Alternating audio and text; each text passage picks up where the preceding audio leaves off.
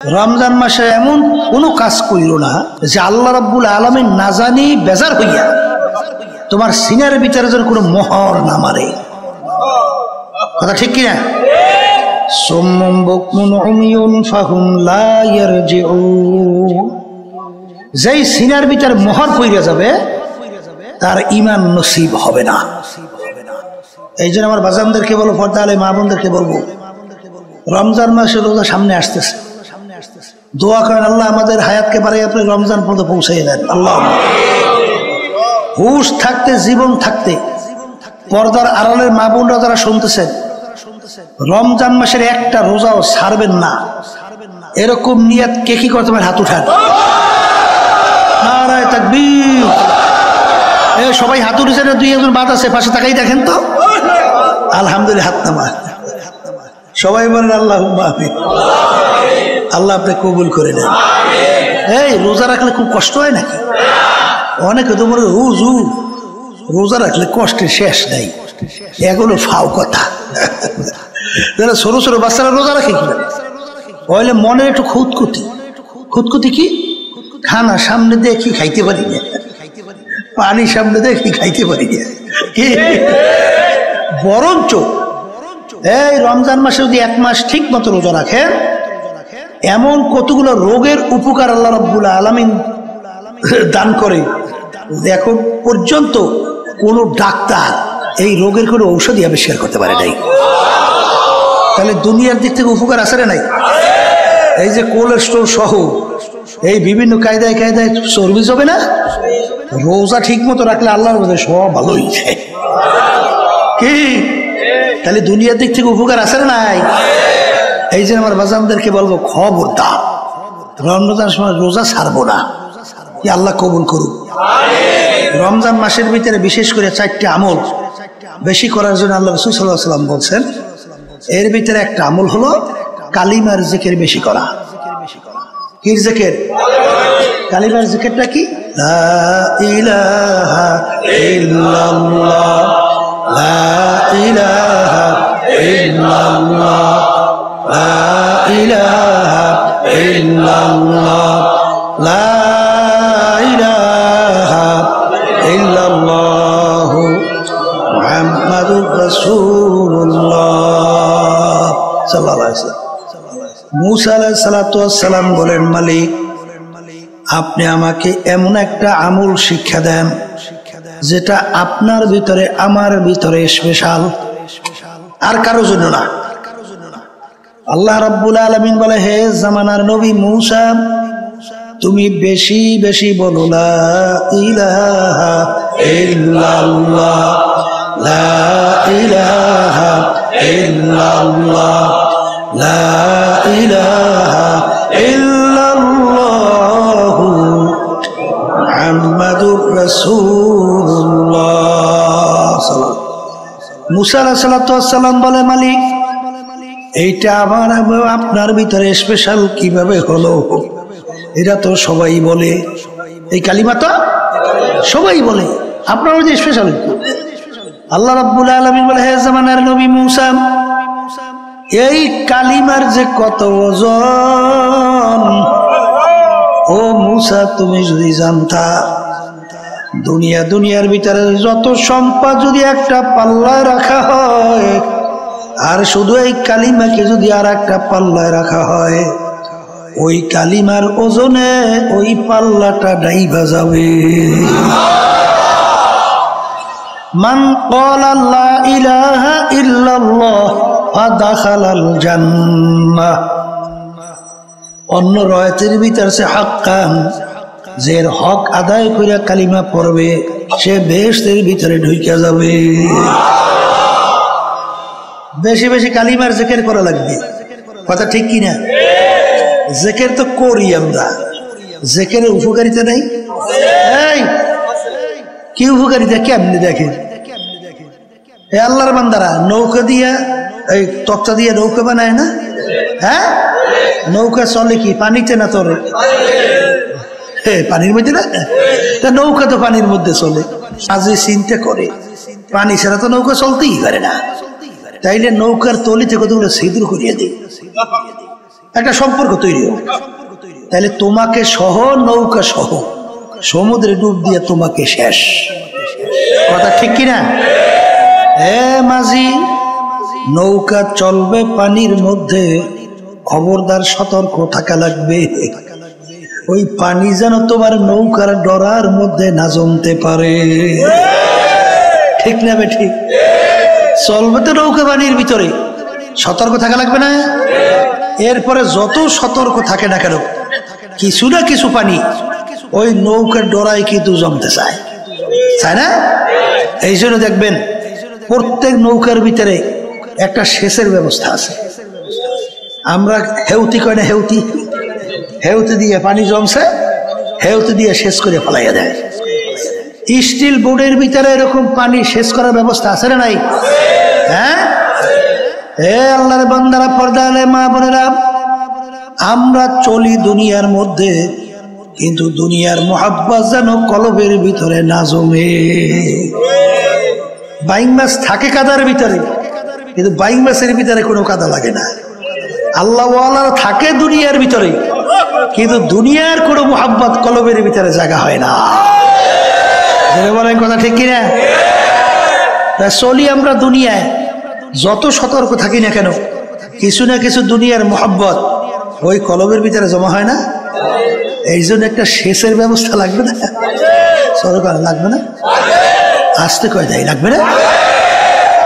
এই জন্য সকাল সন্ধ্যায় বৈশা একটু দূরির ভিতরে টান দাও, লা ইলাহা ইল্লাল্লাহ, লা ইলাহা ইল্লাল্লাহ, লা ইলাহা ইল্লাল্লাহ, লা মাকসুদা ইল্লাল্লাহ, লা মাহবুবা ইল্লাল্লাহ, লা মাতলুবা ইল্লাল্লাহ, লা মাশুকা ইল্লাল্লাহ, লা ইলাহা ইল্লাল্লাহ, মুহাম্মাদুর রাসূলুল্লাহ। লাভ হইলে যখন মাথা ডান দিকে ঘুরায়, তখন ওই কলবের থেকে গায়রুল্লাহকে ফালায়। কি ফালায়? কি ফালায়? কি গায়রুল্লাহ?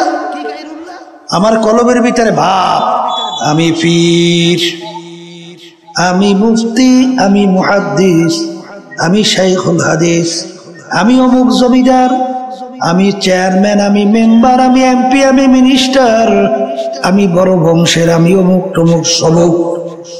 এইটা কলবের ভিতরে ভাব জমছে। কি জমছে?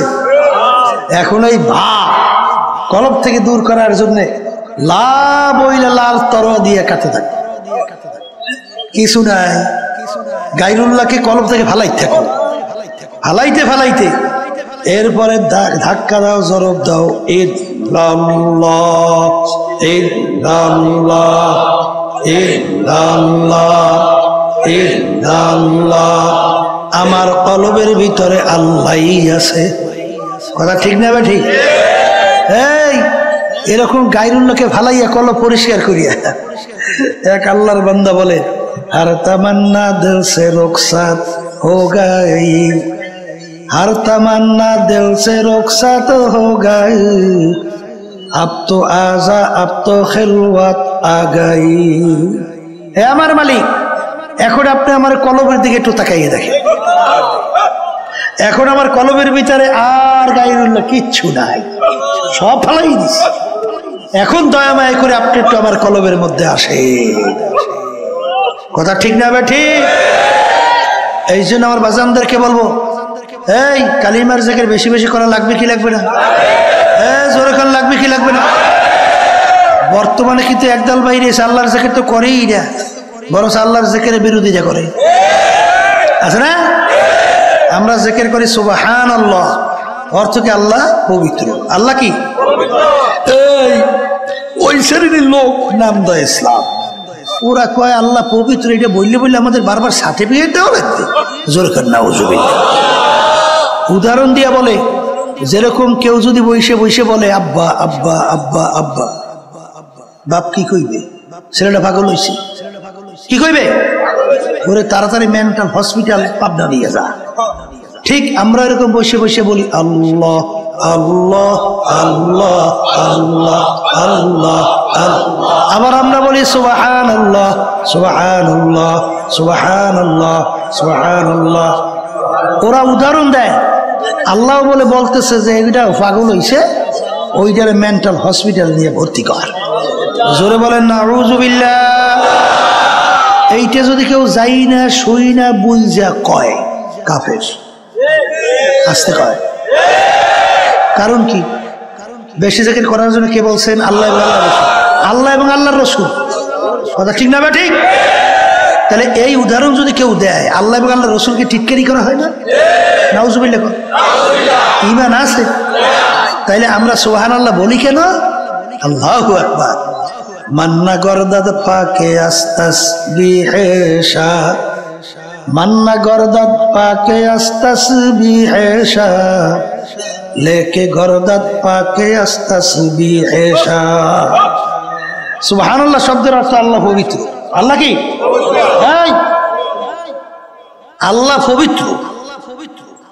এইটা বারবার পবিত্র নাম তুমি আর আমি জবান দিয়ে নেওয়ার কারণে, তুমি আর আমি মানুষ যে গুনার কারণে অপবিত্র হয়েছি, এই পবিত্র নামের গুণে আল্লাহর ফজল করবে, তুমি আর আমি পবিত্র হয়ে যাব। কথা ঠিক কিনা? এই যারা আল্লাহর জিকির বেশি করে, দেখেন নাই ওরা তো আসলেই পবিত্র হয়ে যাইতেছে। আসতে কয় তারা আল্লাহর রহমতে হারাম থেকে বাঁচতে পারতেছে না, ঘুষ থেকে বাঁচতে পারছে না, সুদ থেকে বাঁচতে পারতেছে না। হ্যাঁ, তাহলে দিনের দিন কি হইতেছে? হ্যাঁ, কি হইতেছে? পবিত্র হইতেছে। চলে বলে কথা ঠিক না? ঠিক। তাহলে আল্লাহর জিকিরের দরকার আছে না নাই? এই জন্য আমার বাজানদেরকে বলবো, তাহলে বেশি বেশি কালিমার জিকির করা লাগবে। কথা ঠিক কিনা? দ্বিতীয় নম্বর আমল তাওবা ইস্তেগফার বেশি করা লাগবে। কি? তাওবা ইস্তেগফার। এই তাওবা ইস্তেগফারটা কি? অনেক সময় বই বই আমরা বলি আস্তাগফিরুল্লাহ আস্তাগফিরুল্লাহ আস্তাগফিরুল্লাহ, আর মনে মনে কয় আগে যা করতাম মালিক তাই করব, মাফ করিয়ে দাও। এক পদের আছে না, আগে ঘুষ খাইতে, এখন ঘুষই ঠিক মতোই খাবো, তুমি আমার মাফ করো। আগে নামাজ পড়তাম না, এখন ওই নামাজ পড়বো না, তুমি আমার মাফ করো। এই তওবা দ্বারা কোনোদিন মাফ হইবে?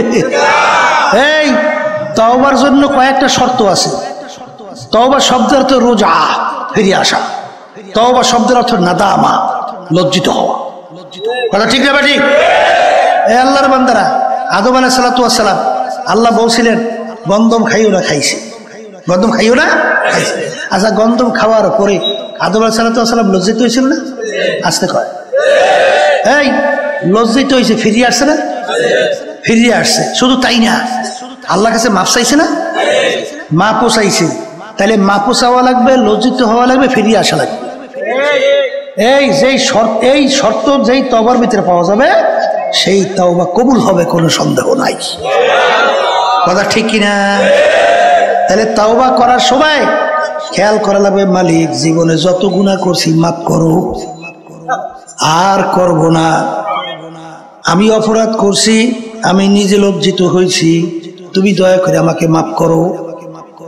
এই তওবা করতে দেরি, মালিক মাফ করতে দেরি না। জোরে বলেন কথা ঠিক কিনা? এই দুইটা আমল। 3 নম্বর আমল, মালিকের কাছে বেশি বেশি বলা লাগবে, রব্বুল আলামিন আপনি আমাকে বেহেশত দান করে। রমজানের ভিতরে বিশেষ করে এই 4টি আমলের কথা বেশি বেশি বলতেছি। কথা ঠিক না? ঠিক। এর সবসময় আমল করব, কিন্তু রমজান একটু বেশি। তাহলে আল্লাহ রাব্বুল আলামিনের কাছে বেহেশত চাওয়া লাগবে। তা বেহেশত যখন চাবই, চাইলে কেউ ছোটটা চায়? চাইলে তো বড়টাই চাওয়া লাগে। তাহলে সবচেয়ে বড় বেহেশতের নাম হলো ফেরদাউস। হে আল্লাহ, আপনি আমাকে ফেরদাউস বেহেশত নসিব করে। আল্লাহুম্মা আমিন। আল্লাহ আপনি কবুল করে নেন। আর একটা দোয়া, রব্বুল আলামিন আপনি আমাকে জাহান্নাম থেকে মুক্তি দান করেন। কি থেকে? জাহান্নাম থেকে মুক্তি দান করে। এই আল্লাহর বান্দারা, এই 12 মাসের ভিতরে সবচেয়ে সম্মানিত সর্দার মাসের নাম কি মাস? রমজান মাস। কেন হইল জানেন? এই রমজান মাসের ভিতরে আল্লাহ রাব্বুল আলামিন কুরআনুল কারীম নাযিল করছে। সবাই বলেন সুবহানাল্লাহ। আল্লাহ কি বলছেন? শাহরু রমাদানাল্লাযী উনজিলা ফীহিল কুরআন, এই রমজান মাসের ভিতরে আমি কুরআনুল কারীম নাযিল করলাম। তাহলে কুরআনুল কারীমের সম্মানে মাস কি হইল? জোরে কান জোরে কান, সম্মানিত হইল। ঠিক কি না? এই যেই রাত্রিটা 1000 মাসের চেয়ে উত্তম, এই রাত্রিটা 1000 মাসের চেয়ে উত্তম হইল কেন? ওই রাত্রিতে আল্লাহ রাব্বুল আলামিন কুরআনুল কারীম নাযিল করছে। সবাই বলেন সুবহান। আল্লাহ রাব্বুল আলামিন বলছেন ইন্না আনজালনাহু ফি লাইলাতিল কদর ওয়া মা আদরাকা মা লাইলাতুল কদর লাইলাতুল কদরি খায়রুম মিন আলফি শাহর তানাজ্জালুল মালাইকাতু ওয়ার রূহ ফিহা বিইজনি রাব্বিহিম মিন কুল্লি আমর সালামুন হিয়া হাত্তা মাতলাইল ফাজর। তাইলে ওই রমজান মাসের ওই রাত্রিতে কুরআনুল কারীম কি হয়েছে না? তাহলে ভালো করে বুঝেন, এই কুরআনুল কারীমের সম্মানে মাস কি হইল? সম্মানিত। বলেন এই কুরআনুল কারীম নাযিল হওয়ার কারণে রাত্রি কি হইল? সম্মানিত হইল। যেই নবীর উপরে কুরআনুল কারীম নাযিল হইল সেই নবী সমস্ত 1 লক্ষ বা 2 লক্ষ 24,000 নবী রাসূলদের ভিতরে সম্মানিত। কি জোরে বলেন কথা ঠিক না ভাই? ঠিক। যেই উম্মতের উপরে কুরআনুল কারীম নাযিল হলো সেই উম্মত সমস্ত নবীদের উম্মতদের ভিতরে সম্মানিত। কিসের কারণে? কুরআনুল কারীমের সম্মানের কারণে। কথা ঠিক কিনা? এখন আমার ভাইদেরকে বলো, পর্দা আলে মা বোনদেরকে বলবো, কুরআনুল কারীমের সম্মানে মাস সম্মানিত, রাত্রি সম্মানিত, নবী সম্মানিত, উম্মাহ সম্মানিত। এখন যেই আল্লাহর বান্দা বান্দি কুরআনুল কারীম অনুযায়ী নিজের জীবনকে পরিচালনা করবে সেই ব্যক্তিও সমস্ত মানুষের ভিতরে সম্মানিত। বলেন কথা ঠিক কিনা? বাস্তবতা আছে না নাই? আয়েশা সিদ্দিকা রাদিয়াল্লাহু তাআলা আনহা, তাকে একজনে প্রশ্ন করলেন যে আল্লাহর রাসূলের চরিত্র ছিল কি? একটু বলেন আল্লাহর রাসূলের চরিত্র কি ছিল? তখন তিনি ধমকের সুরে বলে, তুমি কি কুরআনুল কারীম পড়ো নাই? বলে পড়ছি তো। বলে খুলুকুহুল কুরআন, পুরা 30 পারা কুরআনুল কারীম হলো আল্লাহর রাসূলের চরিত্র। তাহলে আমার নবী সমস্ত মানুষের ভিতরে, সমস্ত আউলিয়াদের মধ্যে, সমস্ত নবীদের ভিতরে সম্মানিত। কথা ঠিক কিনা? এখন আমার বাজানদেরকে বলবো, দুনিয়াতে সম্মানিত হইতে চান? আসতে কয়। আখেরাতে সম্মানিত হইতে চান? তাহলে দুনিয়া এবং আখেরাতে যদি সম্মানিত হইতে চান তাহলে কুরআনুল কারীম অনুযায়ী নিজের জীবনকে পরিচালনা করেন, তাইলে আল্লাহ সম্মান দান করবে। বাস্তবতা আছে না নাই? এই সৌমনে আল্লাহর কত ফজল করি রহমাতুল্লাহ আলাইহি, কি আল্লাহ তাকে সম্মান দিছিল? আসতে কয় দিছিল। কেমন সম্মান জানেন? আল্লাহ বলছেন আমার ওলিদের সম্মানে, এর বিরহে বেদনায় আসমান পর্যন্ত কান্দে। হাদিসের ভিতরে আসে আল্লাহর কুতুব দুনিয়া থেকে বিদায় হওয়ার পরে আসমান কাঁদছিল। দেখছেন কেটে কেটে? দেখছেন? আল্লাহু আকবার। এই আকাশ একেবারে জগজগে পরিষ্কার। হঠাৎ আকাশটা একটু হালকা মেঘাচ্ছন্ন হইয়া পিরি পিরি পিরি পিরি একটু আকাশ আসমান কাইয়া, আবার মেঘ কাইটা যেই সূর্য সেই সূর্য, যেই পরিষ্কার সেই পরিষ্কার। কি বুঝলেন কি? হ্যাঁ, আল্লাহর বান্দা দাদা রহমাতুল্লাহর কথা শুনছিলাম। বয়ান করতে করতে একসময় বলছিল যে মানুষ তোমরা তো আমার কথা শোনো না, গরু কি যদি বলি গরু আমাদের কথা শুনবে। এই কথা বললে দূরে একটা গরু, দাদাজান বলে এরকম হাত উঠেই বলে গরুর দিকে আয়। ডাক দেওয়ার সঙ্গে সঙ্গে রশি সেইরা গরু এসে সামনে দাঁড়িয়ে গেছে। কি পশুরা সম্মান করে না? সাহাবায়ে কেরামদের জামাত জানেন না? এই এক এলাকায় যখন দিনের দাওয়াত দিতে গেল, এলাকার লোক এত খারাপ দাওয়াত তো গ্রহণ করলই না, বরঞ্চ সাহাবায়ে কেরামদের একটু বসার জায়গাও দেয়নি। এখন রাত্রি হয়ে গেছে, কোথায় বসবে, কোথায় থাকবে? সাহাবায়ে কেরামদের আমি সিদ্ধান্ত নিল যে আজকে রাত্রে আমরা জঙ্গলের ভিতরে রাত্রি যাপন করব। এর মধ্যে জঙ্গলের ভিতরে তো বাঘ, সিংহ, হিংস্র প্রাণীর কোনো অভাব নাই। যখন সাহাবায়ে কেরামদের জামাত যখন দলে বলে জঙ্গলের ভিতরে ঢোকে, তখন কাফেররা হাসাহাসি করে। শুনছি মুসলমানের দলে বলে পাগল। এখন বাস্তবেই তো দেখি পাগল। ওরা জঙ্গলের ভিতরে ঢুকতেছে, জঙ্গলের ভিতরে হিংস্র প্রাণীর কোনো অভাব নাই, এই সব তো খাইয়া শেষ করে ফেলবে, আগামী দিনে একজনকেও তো পাওয়া যাবে না। সাহাবায়ে কেরামদের জামাত ঢুকছে, জঙ্গলে ঢুইকা আমির জংলা পশু পাখিকে লক্ষ্য করিয়া বক্তব্য দেয়। কি দেয়? হে জঙ্গলের পশু পাখিরা, আমরা একদল আল্লাহর রসুলের সাহাবারা আসছি, আজকে আমরা রাত্রে এখানে জঙ্গলে যাপন করতে চাই, আজকে রাত্রে আমরা এখানে থাকতে চাই, তোমরা এখান থেকে সইরা যাও। এ কবরের যাত্রীরা, আল্লাহর বান্দারা, পর্দার আলে মা বোনেরা, আমির বক্তব্য দিতে কথার কথা দেরি, বাঘ তার বাচ্চাকে মুখের ভিতরে কামড় দিয়া দৌড়,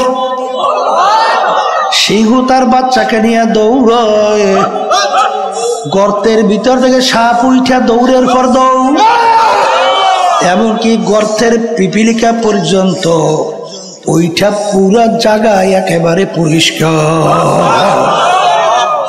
কি এই পশু পাখি সম্মান করে কি করে না? জোরে কান করে।